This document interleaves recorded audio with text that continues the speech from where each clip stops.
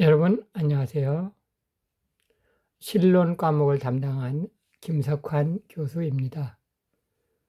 실론 과목을 어떻게 진행할 것인가에 대해서 오늘 오리엔테이션 시간으로 갖도록 하겠습니다.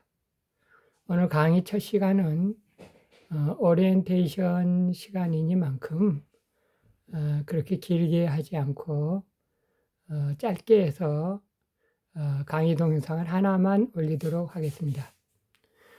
다음 주부터는 강의 동영상이 3개가 올라갈 거예요. 그 3개를 여러분들이 들으시고 3번째 동영상에다가 댓글을 다시면 그것이 출석으로 인정이 되겠습니다. 강의 동영상이 3개인 이유에 대해서 잠깐 설명을 드리자면 2년 전에 만들어 놓은 동영상이 제 나름대로는 이제 짜임새 있게 계획하고 해서 만들어 놓은 게 이제 있는데요. 이번에 그 강의 학점이 2학점에서 이제 3학점으로 이제 늘어나지 않았습니까? 그래서 강의 동영상을 하나를 더 만들었어요. 그런데요, 강의 동영상이 그 이전에 그 2학점, 대개 그 강의 동영상 그 2학점짜리가 보면은 한 70분에서 75분 정도, 이제 2개를 합하면 그렇게 되는데, 이제 아쉬운 게 뭐냐면 그 강의를 듣고 그 학생들과의 그 피드백, 학생들이 어떤 부분을 귀담아서 들었고 어떤 부분을 학문하는 데 있어서의 나의 적용점으로 삼아야 되겠다라고 하는 그 각자의 그 느낀 점하고는 좀 다르지만 그 중요한 부분을 그 캐치해야 되는, 그리고 서로 상대방과 다른 지체들과 서로 나누는 그런 시간이 필요하거든요. 근데 그게 없어서 좀 아쉬웠는데 이번에 한 학점이 늘어나다 보니까 이제 그거를 대체할 수 있는 이제 그런 방향으로 나갈 수 있는 이제 한 시간을 더 얻었다 생각하고 이제 동영상을 하나 더 만들게 됩니다. 이제 그렇지만 이 과목이 지금 비대면으로 진행되기 때문에 이제 여러분의 피드백을 직접적으로 이제 한 사람 한 사람, 여러분 학생들 중에 아무개는 어떤 부분을 강의에서 중요하게 들었고 어떤 학생은 어떤 부분을 캐치를 했고 이제 이런 것들을 이제 비대면을 하다 보니까 아무래도 캐치하는 데는 좀 한계가 있잖아요. 그래서 그냥 어느 정도 이제 일방적으로 진행되는 강의이다 보니까 이제 제가 그 앞에서의 강의 동영상 그 2개 중에서도 더 핵심적으로 이것만은 꼭 붙잡아야 된다. 이것만은 그 나의 적용점으로, 학문에 있어서의 적용점으로 반복하고 내 것으로 만들어야 된다라고 하는 부분을 이제 요약해서 이제 알려드리는 형식으로 이제 강의 동영상을 하나씩 더 추가해서 이제 다음 주부터는 그렇게 올려드릴게요. 그래서 이제 그 강의 동영상 중에 그 3개의 동영상 중에서 마지막 동영상에 해당하는 최근에 만든 동영상인데 거기에다가 댓글을 달면 그 댓글이 유효한 것으로 인정이 돼서 출석으로 인정이 되는 그런 형식으로 출석 점검을 하도록 하겠습니다. 예, 그 댓글의 분량은요, 한 2문장 정도면 적당할 것 같아요. 여러분들이 2문장만 쓰더라도 그 강의 시간에 느낀 점, 그 강의 동영상 3개를 통해서 느낀 점을 한 2문장 정도를 어떻게 쓰느냐에 따라서 제가 이 학생이 이 강의를 어느 정도 깊이 있게 들었구나, 어느 정도 내 것으로 만들었구나라고 하는 거를 이제 캐치해낼 수 있기는 있어요. 물론 직접 대면으로 하나씩 뭐 테스트 하는 것보다야 못하겠지만 그 댓글 두 문장이면 충분히 교수가 그 파악을 할 수가 있습니다. 그 댓글을 한 두 문장 정도로 한정하는 거는 불필요하게 길게 하지 말라라는 의미예요. 학생들 중에는 강의를 열심히 듣다 보면 열심히 내 것으로 메모도 하고 뭐 두 문장 정도가 아니라 A4 용지 한 페이지, 두 페이지 또는 그 이상으로 메모를 하는 학생들도 있지 않겠어요? 그거를 또 자기만 갖고 있기 아깝다 이런 생각에서 그거를 댓글에다가 그대로 컨트롤 카피해서 올리는 학생들이 간혹가다 있는데 그렇게 긴 그 요약은 자기 요약은 자기 본인이 또는 그 주변 친구들에게 필요할 때 주시면 되는 거고 여기 지금 출석을 확인하는 댓글로는 이제 그렇게 길면은 오히려 좀 번거로워요. 그러니까 한 두 문장, 한 문장이면 뭐 좀 짧다고 볼 수 있고 하여튼 한 두 문장 정도로 본인이 받은 인상을 적어서 거기다가 댓글을 올리시면 출석으로 인정되겠습니다. 출석은 이번 학기에 한 10% 정도 이렇게 생각을 하고 있고 과제물이 30% 그리고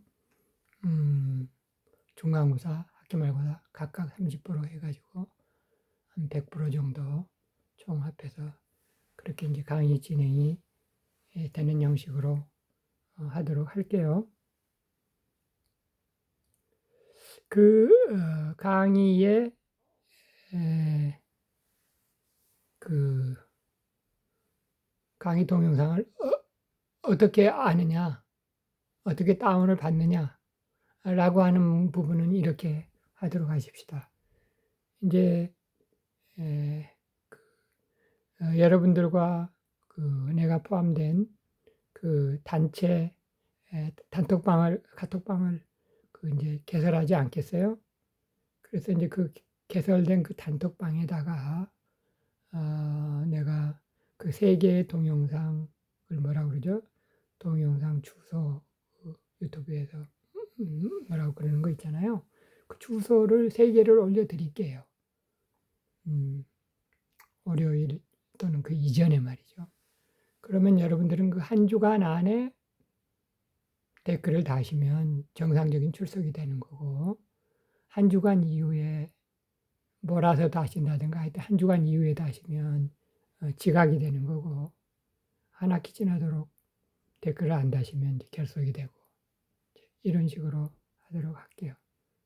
어쨌든 이제 그 내용은 이제 그 내용뿐만이 아니고 단톡방에서는 뭐 여러 가지 과제물에 대한 다시 한 번 더 확인 또는 중간고사, 학기말고사에 대한 안내 뭐 이런 것들이 있을 테니까 단톡방에서 공지되는 내용들을 빠지지 말고 잘 유의해서 확인하도록 하시고요.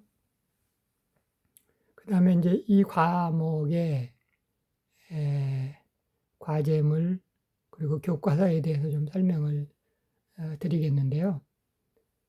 과제물과 교과서의 내용은 여러분들이 강의 계획서를 다운받으시면 거기에서 확인을 하실 수 있습니다. 강의 계획서 모범 학생들은 다 다운받아서 출력해가지고 자기 바인드에들 다 가지고 있으시죠? 과목별로 쭉 출력을 해가지고 이 실론에 대한 과목도 강의 계획서에 보시면 과제물과 또 교과서에 대한 내용이 있습니다. 자, 그래도 한번 설명을 드린다고 하면 먼저 과제물에 대한 설명이에요. 과제물 설명. 과제물이요. 과제물은 그 제 책 중에 하나, 성경과 삼위일체 하나님이라고 하는 책의 절반 정도에 해당하는 분량을 읽고 요약하고 자기의 의견을 써내는 겁니다. A4 용지 8페이지로 내가 강의 계획서에 그렇게 쓴 것 같아요.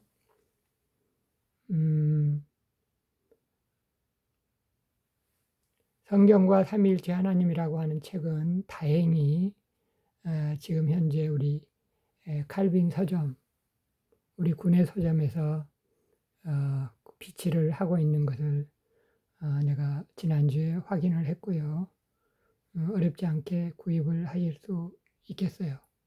그 책을 구입하셔서 그 책이 1부와 2부와 이렇게 크게 2부로 구성이 되어 있는데 그 중에 한 절반 정도에 해당하는 1부의 내용을 읽고 거기에 대한 요약을 하시면서 읽다가 이제 그 중에서 요약한 거를 또 요약하셔서 한 요약을 한 5페이지 정도, 6페이지 정도, 하여튼 이렇게 하시고 한 2-3페이지 정도는 자기의 소견을 쓰는 겁니다.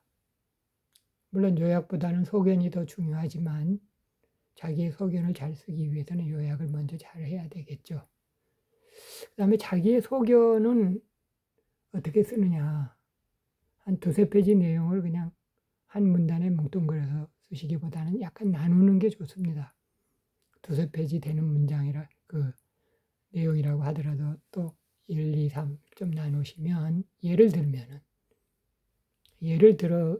드는 거예요. 꼭 이렇게 구분하지 않아도 하여튼 각자 자기 좋은 대로 하여튼 나눠서 쓰시면 구분해서 쓰시면 더 좋은 글이 나온다는 얘기를 드리고요. 가령 예를 들면은 이 책을 읽고 내가 이전에는 몰랐다가 새롭게 알게 된 사실, 이 사실을 알았다.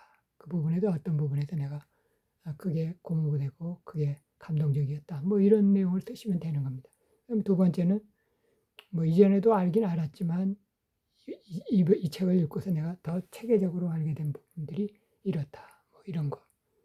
세 번째는 이 책을 읽다가 참 재미있게 생각된 부분이나 좀 궁금하게 생겨진 뭐 질문들 뭐 이런 것들 이렇게 이런 식으로 구분해서 자기소견서를 쓰시면 앞부분에 있는 요약과 함께 그래서 한 8페이지 정도로 해서 제출을 하시면 되겠습니다.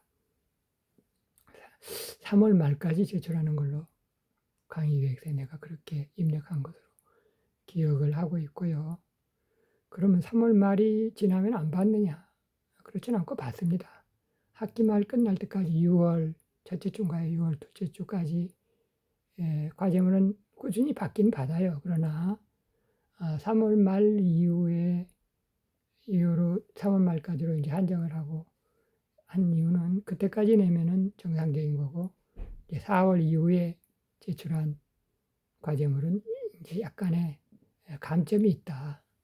뭐 그 정도로 뭐 큰 감점은 아니지만 약간의 감점이 있으니까 학생들에게는 약간의 감점도 사실 크잖아요. 되게 옆에 학생이나 자기나 비슷하니까 그런 그 감점들 받고 안 받고 해서 학생들은 큰 점수 차이가 나더라고요. 어쨌든 그렇게 과제는 제출하시면 되겠고 이제 그 책은 다행히 과제물에 해당하는 책은 다행히 칼빈 서점에 있다는 거. 그리고 이제 그 교과서라고 하는 것을 거기 이제 2권을 썼나요? 교과서 참고서.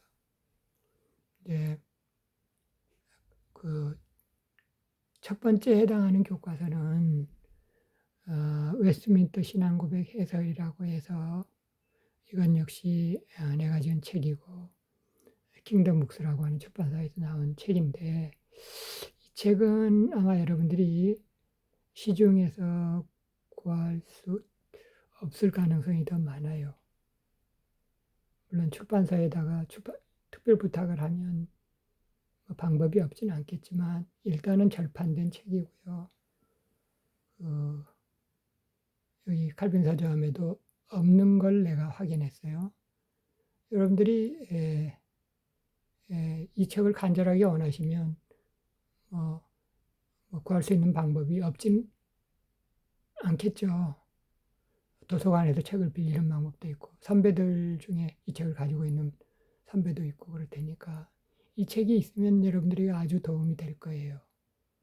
그 책을 구하셔서 미리 강의 시작하기 전에 그 해당되는 그 강의 내용에 적어도 큰 그 제목들, 그리고 작은 제목들, 웨스트민스터 신앙 고백의 본문에 해당하는 내용, 그것만이라도 읽고서 강의에 임하시면 아주 크게 그 강의에 집중하는 데 도움이 될 거예요. 모든 학생이 그럴 수는 없다고 하더라도 그런 학생들이 좀 많이 있을 수 있기를 바라고요. 내 강의에 그 15주, 이 강의가 15주로 구성되어 있잖아요. 그 중에서 한 절반, 8주,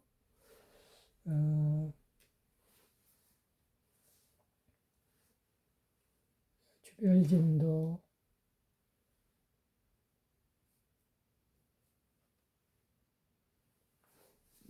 주별진도 한 8주 정도에 해당하는 정도까지는 이 책이 주된 교과서이고요.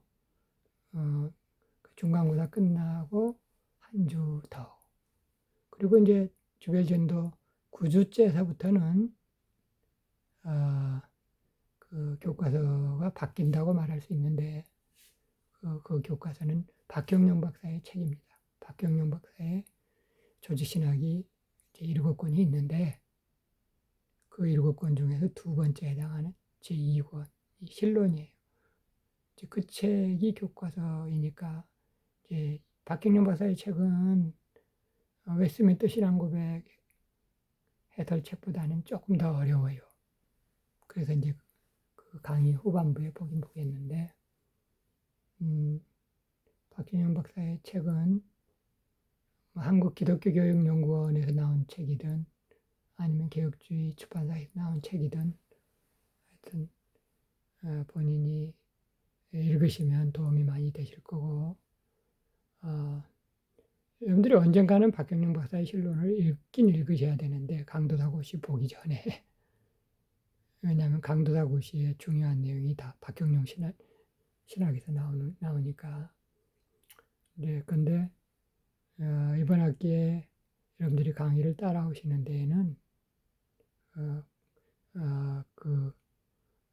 내가 지금 얘기하고 있는 교과서 1, 2, 웨스트민스터 신앙고백 해설이나 박경영 박사의 실론책이 없다고 하더라도 강의를 따라올 수 있게는 내가 강의를 그렇게 구성했어요.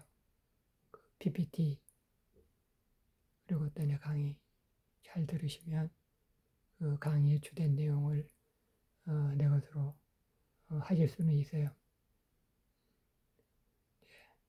그렇긴 하지만 여러분들이 예습 복습하는 가운데 그 교과서를 보실 수 있으시면 훨씬 더 유익하다. 그런 내용의 얘기를 드리는 거예요. 자, 그러면 일단 그 중요하게 얘기한 거는 다 얘기할 거는 얘기 다 했죠. 교과서, 과제물, 성적 처리 방법 다 얘기를 했고, 굳이 한 가지만 더 얘기를 하면 이 강의 계획서에 있는 내용 중에 이 과목이 개요라고 하는 건데 거기만 더 설명을 드릴게요.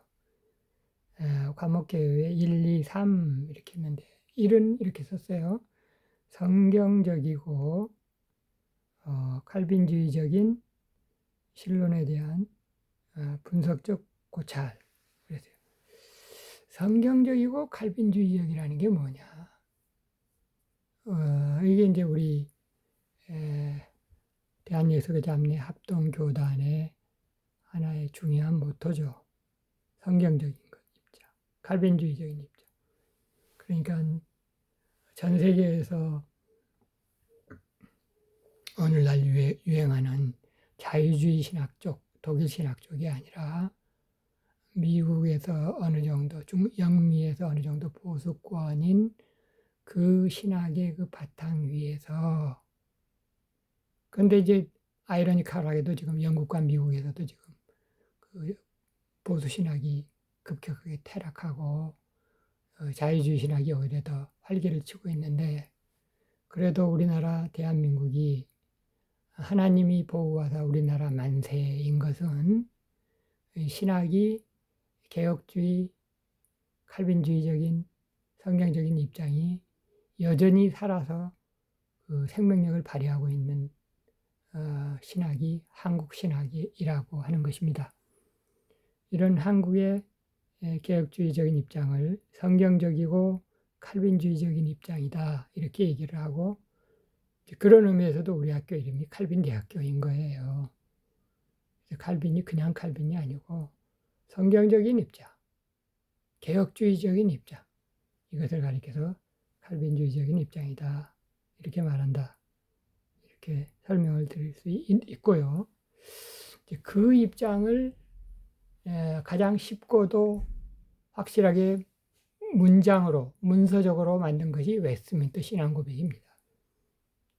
그런데 웨스트민스터 신앙고백은 이제 칼빈 이후에 나온 거예요. 웨스트민스터 신앙고백이라고 하는 그 유명한 신앙고백은 영국의 이제 웨스트민스터 그 사원 그에서 이제 신학자들이 모여서 만든 건데, 그게 이제 1647년이라고 얘기를 해요. 그거는 칼빈보다 후대예요.